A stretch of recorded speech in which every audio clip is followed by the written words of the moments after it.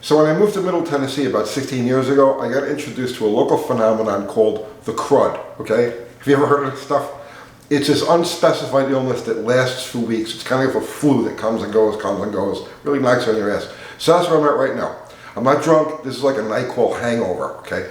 So, but anyway, whenever we do one of our Sunday Night Lives, we always get people saying, oh, tell us Nitro stories. We want to hear Nitro stories. And you know, I can never think of any off the top of my head.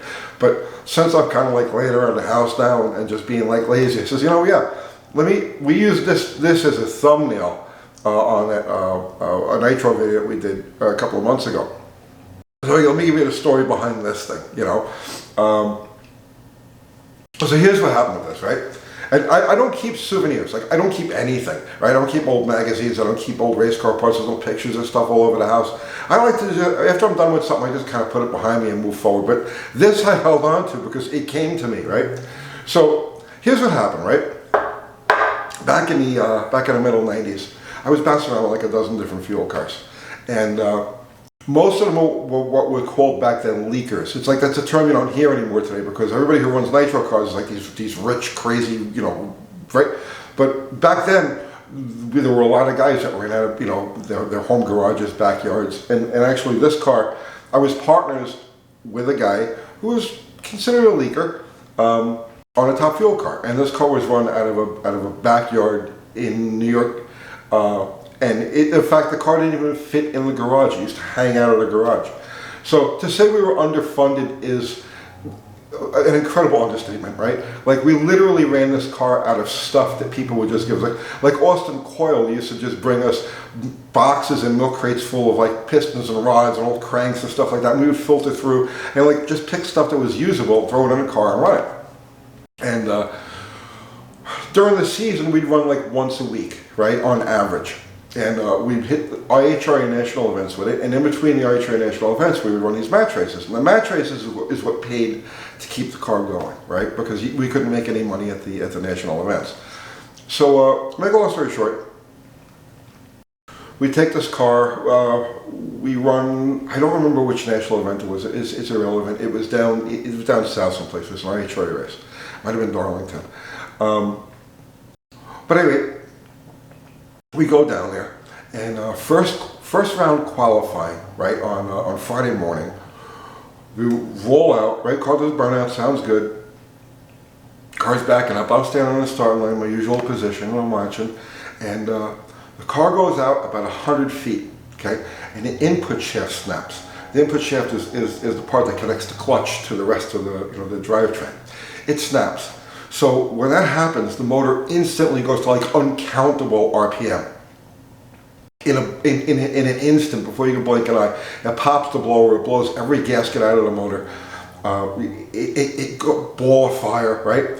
And the driver, I don't want to talk about names, right? You know, so the driver gets the car stopped. It's still in the middle of the track. It's a ball of fire. So I go running out to the car, and safety crew gets there and they put out the fire, and I'm looking things over, and it's a mess, right? I mean, it's just like, you look at this thing and it's just like, you know, it's the motor, but everything around it is just blown apart and singed and burned and everything else. And I'm like, oh shit, you know, we're out of business for right now, because we had already used up all my personal stash of parts and all of the parts that we had gathered up, you know, to keep the car running. All of it was gone at this point. So the car was running on the spares of the spares.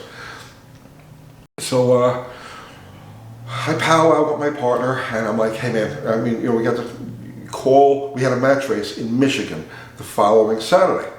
So I says, you better call that shop, we're not gonna be able to make it. He says, oh, we'll find a way. I says, no, listen, I'm out of stuff, you're out of stuff, we don't have a usable bolt, we're gonna have to regroup and get stuff together. Call them now and tell them that I'm not gonna make it. I'm gonna run back to New York and try to make a few bucks. Because at the time I was a mechanic, I ran a shop out of my house. So with that, this is on my mind now. So I run back up to New York, and I just fix cars for a few days, right? You know, for the rest of the week. I'm not even thinking about this dragster now, because I'm just trying to catch up and regroup financially.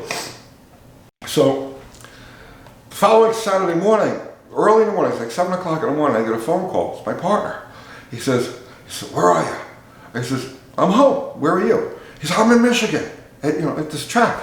I says, you what? He says, I'm in Michigan. I said, what are you doing in Michigan? He says, I found enough stuff, we put the car back together again. I says, you found a whole motor? So he says, no, the motor was fine. It's just, we just popped the blower and burned some stuff around it. I says, no, the motor was not fine. That thing went to like a zillion RPM. The rods on that thing are going to be like case hardened. We can't run that. He says, forget it, we're running it. Get over here. I'm like, oh shit. So I'm like, all right, fine. So I remember this. I'm down in the garage, right? I yell up the cat. I says, Cat, I gotta go to Michigan. What are you going to Michigan for? We got a mad trace. I'll see you later. So I jump in the car just like that, and I drive 10 hours to Michigan. So I get to the track just probably about a half hour or so before the first round, and there's the car, and he put it all together, and things are like all like bandaged and duct taped, and it's like the usual, like our usual post carnage repair job, right? And I'm like, and even the whole way up there, I'm saying, man, this is just a bad mission. This is not going to turn out good. There's no way there could be a happy ending to this. So I get this, you finally made it, good, all right, let's light this thing up. So we start the car, right? And it sounds okay, it sounds about as usual, right?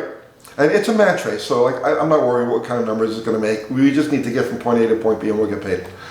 So car sounds okay, but in the pit of my stomach, I'm saying, no, this isn't going to work. This isn't good, right?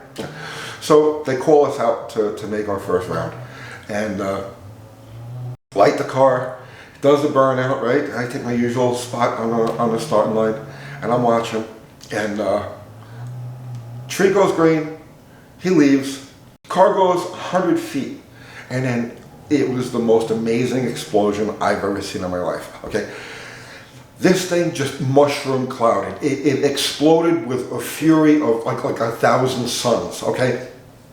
Everything, just every little bit, I can see it all happening in slow motion. Just like, and it lit the track up like daytime. This thing, everything between the frame rails and between the clutch can and the fuel pump just left the car, okay? So, what are you gonna do? So I'm standing there and I'm watching this whole spectacle, right? And I'm like, I knew this was gonna happen, and I hear, out of all of this, now you got a picture of this crazy explosion, and I hear, tink, tink, tink, and I look down at my foot, okay, and this thing right here lands on my foot, just like that. He says, motherfucker. I picked it up, it was still hot, and I was like, okay, I got the message. And I turned around, and I got my car, and I drove back to New York. I didn't tell anybody, talk to anybody, I just left. So that's why I kept this particular souvenir. It was a reminder of like, just don't. You know what I mean? Just don't. I'll see you tomorrow.